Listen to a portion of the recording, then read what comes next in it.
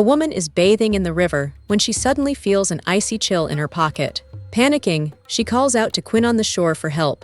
Quinn walks over, takes one look, and instantly realizes that Robin is in serious danger. He quickly tells Robin not to move, then reaches into her pocket, but after rummaging around for a while, turns out it's a venomous snake. After the danger is resolved, Robin feels a little embarrassed, while Quinn still wears a sly smile. Just a day earlier, Robin and her boyfriend were vacationing on the island. But then her boss called, insisting she return immediately. With no other choice, Robin hired pilot Quinn to fly her back. That night, a storm forced the plane to make an emergency landing on an uninhabited island. With no way to contact the outside world, they had to find a way to survive. Luckily, they soon discovered a spring that led to the scene from the beginning of the video. After going through that ordeal, Robin started to feel something special for Quinn. Quinn, being quite the survivalist, used palm leaves to camouflage himself and promised Robin they'd have a big dinner that night. He had spotted some wild chickens wandering near the shore. Soon, the birds were skewered on a spit. Quinn sprinkled his secret seasoning mix on the meat, and the delicious aroma spread across the island. Even Robin, who normally disliked gamey meat, was drawn in. After dinner, Quinn gallantly let Robin sleep inside the wrecked cabin while he made a bed out on the beach. The next morning, Robin was suddenly woken by a loud roaring sound. She looked up to see a plane flying overhead. But no matter how loudly she yelled, Quinn was fast asleep. In desperation, she noticed the flare gun hanging from Quinn's belt. He looked up, horrified. The only flare had already been fired. The tree had already caught fire, and Quinn, half sober from the commotion, quickly got up. When he saw that their only flare gun had been fired, his anger flared just as high. But Robin argued there was a plane passing by. Robin realized she had made a foolish mistake and turned back toward the plane, embarrassed. Now, they couldn't just sit around waiting for a miracle. They had no choice but to explore the jungle and try to find any sort of rescue supplies. They crossed hills and rugged terrain for what felt like hours, but found nothing useful. As they kept walking, suddenly,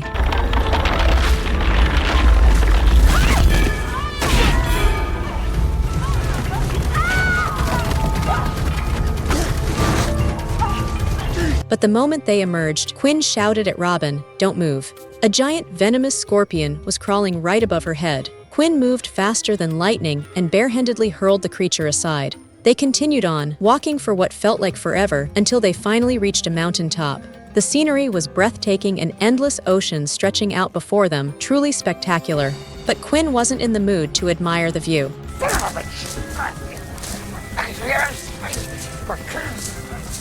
They headed back empty-handed. But on the way, Robin spotted something. She quickly pulled the binoculars from Quinn's backpack. Out on the distant sea, a small boat had appeared. By the time they got down from the mountain, though, it was already dark.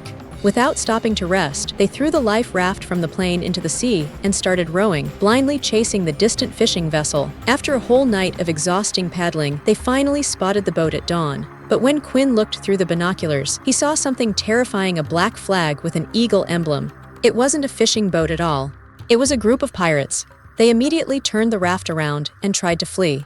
But to their horror, the pirates had also spotted them and launched a speedboat in hot pursuit. Quinn and Robin paddled desperately toward shore. They quickly made it to land. After a frantic sprint, they finally reached the top of a cliff. But the pirates were still right behind them. Ahead was a towering cliff. Behind them, gun-toting pirates. At that moment, jumping was their only chance. But Robin had a severe fear of heights. She couldn't bring herself to leap. The pirates saw the two of them disappear into the ocean. Not long after, Quinn emerged on the opposite side of the beach, dragging Robin along with him. By this point, they were both utterly drained. Unable to hold back any longer, the two threw themselves into each other's arms. After surviving that, their relationship quickly intensified. They discovered an old World War II aircraft. Quinn's eyes lit up. This could be their ticket home. They spent the night resting under the old plane. Then, at the first light of dawn, Quinn got to work. He took a hacksaw and cut off 2 old flotation barrels attached to the aircraft. Then, with Robin's help, he tied the barrels together and planned to float them by water all the way back to his own crashed plane. Quinn tied a rope around the overturned plane and fastened the other end to a massive tree. Next, they dug a deep trench beneath the fuselage. One by one, they installed the flotation barrels under the plane. After a series of intricate steps, they transformed the old wreck. But just as they were about to take off, the pirates returned. Quinn quickly hauled Robin aboard the plane. Thankfully, the aircraft began gliding smoothly across the water's surface. The plane slowly started to take off. The pirates were still firing wildly, desperately trying to bring them down. In the end, though, the two of them successfully flew back to the real world. Though Quinn had suffered some injuries, after receiving treatment, he was no longer in danger. As for Robin, she went straight back and returned the engagement ring her boyfriend had once given her. In the end, she and Quinn began living together, carefree and unapologetic. If you enjoyed the movie recap, please make sure to like, comment, and subscribe for more recaps. Check out our other content here. Thank you for watching, and I'll catch you on the next recap.